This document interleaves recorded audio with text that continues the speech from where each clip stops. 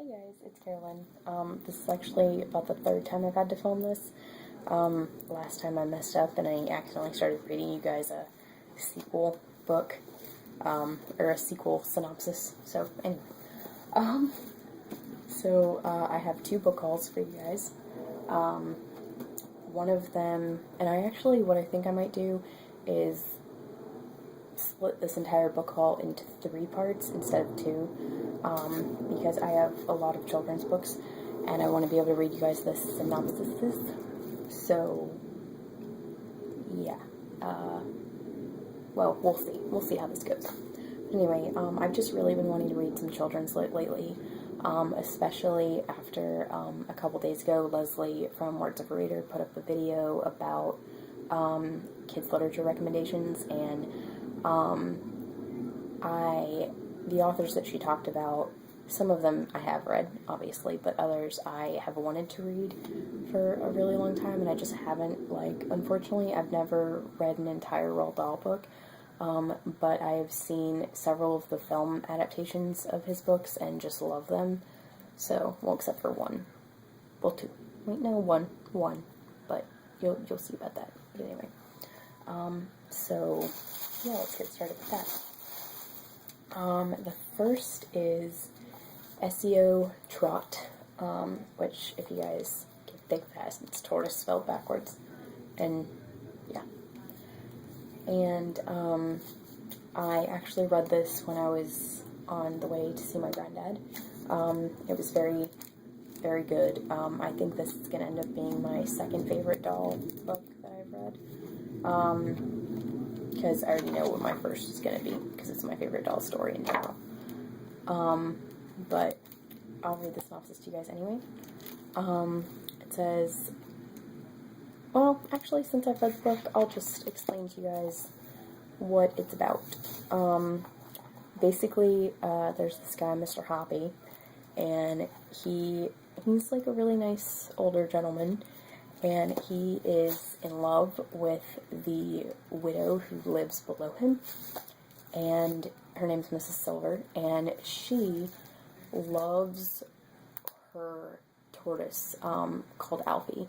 She loves him, and she, dotes on him, and it's really cute, because at some points he's like, man, I wish I were a tortoise so she would love me that much. But anyway, so one day she says to him, I really wish that he would grow faster. So he gives her these words to say, which they're all just backwards words, in order to get the turtle to grow. But really what he does is, well, I don't want to give too much away, but basically he figures out a way to gain her affection, through the fact that she really wants her tortoise to grow. And if you guys read it, you will find out what that is. But yeah, this was incredibly cute, and I mean, look at that. Look at that cute little tortoise. It was awesome. And I loved all the characters. So yeah. And another one that I actually read while I was in the library. So it's actually not in this haul, but, well, actually I won't tell you much about it until I'll just tell you about it in my wrap-up, but it was called The Min Pins, also by Roald Dahl, and that was just a picture book. It wasn't really a chapter book even. Okay, next we have Charlie and the Chocolate Factory by Roald Dahl. I love this film, and I love the Gene Wilder one. I don't really care for the Johnny Depp one, even though the Johnny Depp one stuck closer to the book. Or supposedly did. I just really love Gene Wilder as Willy Wonka, and I don't think he can be beat in that role. But anyway, it says, Willy Wonka's famous chocolate factory is opening at last, but only 5 lucky children will be allowed inside, and the winners are Augustus Gloop, an enormously fat boy whose hobby is eating, Veruca Salt, a spoiled rotten brat whose parents are wrapped around her little finger, Violet Beauregard, a dim-witted gum chewer, with the fastest jaws around, and Mike TV, a toy pistol toting gangster in training who is obsessed with television, and Charlie Bucket, our hero, a boy who is honest and kind, brave and true, and good and ready for the wildest time of his life. I'm so excited about this book. And one that goes with it is called The Missing Golden Ticket and Other Splendiferous Secrets. And it says the top secret missing chapter from Charlie and the Chocolate Factory. It says, feast your eyes on a secret. Between these covers is a long-lost chapter and the original ending from Charlie and the Chocolate Factory, and other delicious, never-before-seen tidbits from Mr. Wonka's factory. Then slip into some tasty tales from Roald Dahl's life to discover more about the world's #1 storyteller. No Roald Dahl collection is complete without this splendiferous treat, available in the U.S. for the first time ever. Awesome. And I also got Charlie and the Great Glass Elevator, but this is a sequel to Charlie and the Chocolate Factory, so I can't read you guys the back. Sorry. Next is James and the Giant Peach. And we have this book somewhere in my house, but I wasn't able to find it, so that's why I got it from the library.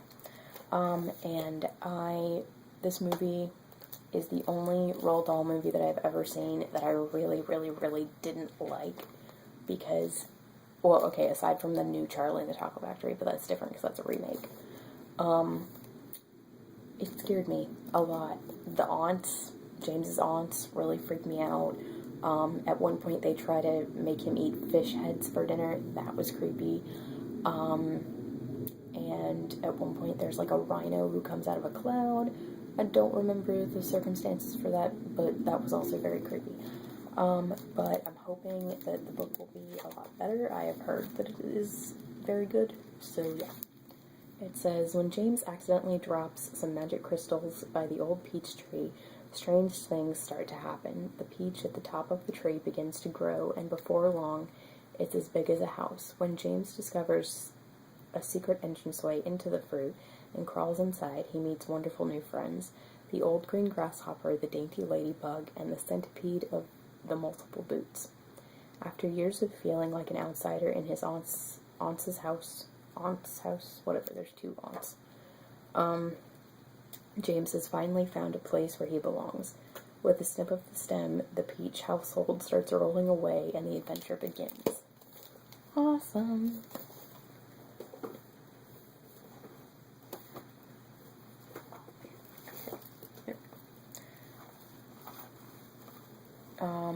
The Giraffe and the Pelly and Me. This is one Roald Dahl book that I actually never heard of before today, so I'm very excited, and it's also tiny.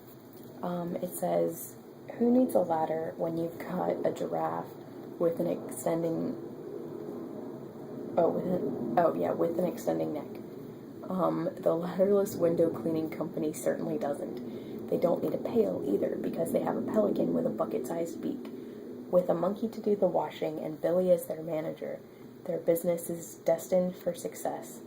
Now they have their big break, a chance to clean all 677 windows of Hampshire House, owned by the richest man in all England.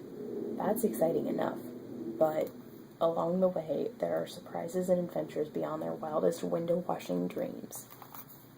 The kid is sitting in the pelican's beak. That is awesome. And the monkey on the back, he just looks so cool. And I don't know if I've mentioned this, but Quentin Blake illustrates all of Roald Dahl's books.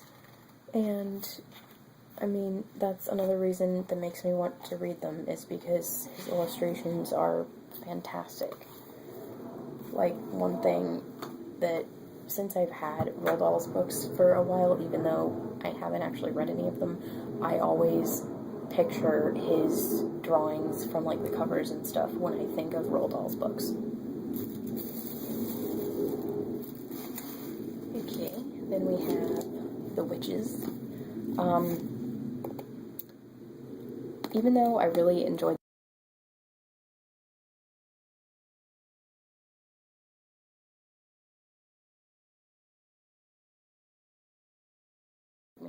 in that film, but I did still enjoy the film. And again, haven't read it, but...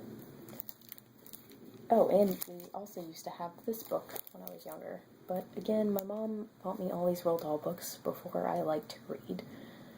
So, yeah, that's why I didn't read any of them. Is because it was before I liked it. And then by the time I did like to read, I was old enough that I was reading Harry Potter and stuff. So,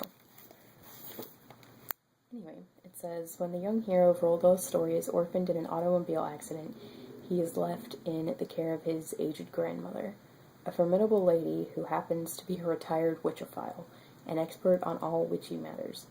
Even though she tells him and us everything known about how to identify a witch, he accidentally wanders into the annual convocation of the Witches of England. The meeting is presided over by none other than the Grand High Witch of the world. Oh, of the world, not of England. The most dangerous of them all. He overhears the horrifying plans she has in store for every child in England, but before he can escape to reveal the witch's plot, he is captured and turned into a mouse. However, he is no ordinary mouse, and this is no ordinary tale. That sounds really good.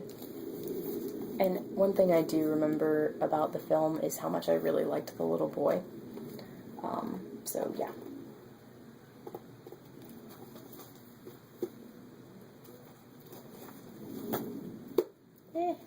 Okay, it's not staying. Whatever. Next is The Twits. Again, one... I don't think this is one that I owned when I was younger, but it says, Mr. and Mrs. Twit are the smelliest, nastiest, ugliest people in the world.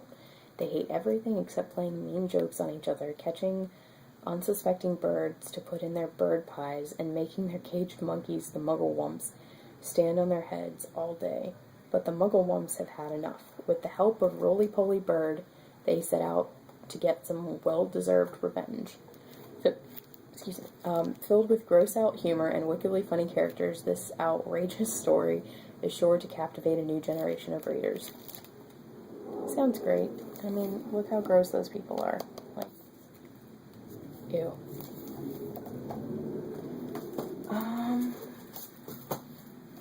And last but not least, we have the one I'm most excited about, and that is Matilda. Even though I haven't read this, I've seen the film. I saw the film in theaters when I was 6, and I've been obsessed with it ever since. I can already tell that this is going to be my favorite of these stories. And I'm pretty sure SEO Trot is going to be my second favorite. Because I know I love it. But it says, Matilda is a genius. Unfortunately, her family treats her like a dolt. Idiot. Her crooked car salesman father and loud bingo-obsessed mother think Matilda's only talent is as a scapegoat for everything that goes wrong in their miserable lives. But it's not long before the sweet and sensitive child decides to fight back. Faced with practical jokes of sheer brilliance, her parents don't stand a chance. The Trunchbull, however, is a different story. Miss Trunchbull, ex-Olympic hammer thrower and headmistress of Matilda's school, has terrorized generations of Cruncham Hall students and teachers, but when she goes after sweet Miss Honey, the one teacher who believes in Matilda, she goes too far. Oh, that's just a little blurb about Roald Dahl. Yes, so I'm so excited. This is the one I'm most excited to read in this file. Okay, I believe that is all the doll books. And next, we have my book that I am second most excited about, and that is Mary Poppins by P.L. Travers. And it says, and this is a 1964 film with Julie Andrews. It's brilliant. If you haven't seen it, watch it. And it says, a blast of wind, a house-rattling bang, and Mary Poppins arrives at number 17 Cherry Tree Lane. Quicker than she can close her umbrella, she takes charge of the Banks children, Jane, Michael, and the twins, and changes their lives forever. Unlike other nannies, Mary Poppins makes the most ordinary events extraordinary. She slides up banisters, pulls all manners of wonders out of her empty carpet bag, and banishes fear or sadness with a no-nonsense spit spot. Who else can lead the children on one magical adventure after another and still gently tuck them in at the end of the day? No one other than the beloved nanny, Mary Poppins. Let's see if there's nothing on the back. So, yes, I love this film, and I'm so excited to finally read this book. And when Leslie mentioned these books in her, did she mention them in her kids thing? Well, she has a video about the Mary Poppins books, and she mentions that the Mary Poppins in the books is quite different from the Mary Poppins in the film, but I'm okay with that. And the illustrations just look really pretty. Like, I don't know if you can see that because her face is kind of covered, but it's pretty. I like it. And then the other two that I got for the Mary Poppins are Mary Poppins Comes Back and Mary Poppins in the Park. This one, I can't read the synopsis to you because it's a sequel. And this one is just a bunch of short stories that supposedly all of these little episodes happen during the first book and the second one.